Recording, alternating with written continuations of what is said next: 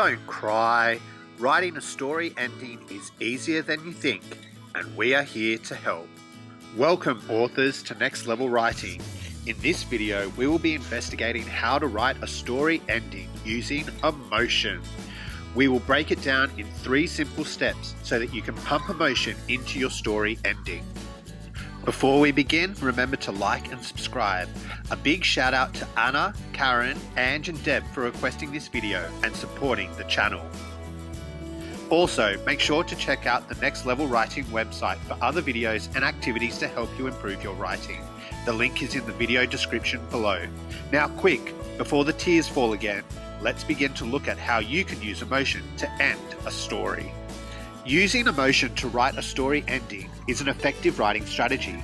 It allows for the author to highlight how the main character or characters have been impacted by the events that occurred in the story. By focusing on emotion, the author is encouraging the reader to make one last connection with the character. It is the reward to the reader for investing the time and energy required to finish the story. To finish a story with emotion, there are 3 steps you need to follow. Number 1, select an emotion. Number 2, focus on the character. Number 3, connect the dots.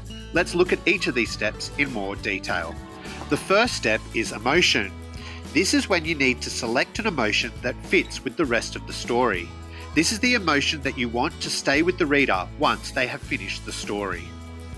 Once you have selected an emotion, you need to refocus on the character and think about how they would display that emotion. Everyone displays emotions differently, and your character will display the emotion in a unique way. The last step is to connect the dots. This means tying up the loose ends of the story so that everything comes together. Now that we have briefly looked at each of the 3 steps, it is time to see how these would work using some examples. For our first example, let's pretend we wrote a mystery story. In the story, the main character solved a mystery and found some treasure. He went searching for the treasure because he wanted to be famous. This is how you could use the 3 steps. For step 1, the emotion happy was selected. In the next step, a smile would indicate the happiness. And the last step, the treasure would be going to a museum. Combine these ideas together and you get a story ending like this. Campbell walked with the museum curator. It was the first time he had been to the museum as a VIP. They finally reached the display at the end of the room. As Campbell gazed upon the treasure he found, a smile began to form. This ending focuses on the emotion of Campbell and the happiness he is feeling that is revealed by the smile. By adding the finishing touches of him walking through the museum as a VIP, we see that whatever occurred in the story was well worth it for Campbell. Now for another example.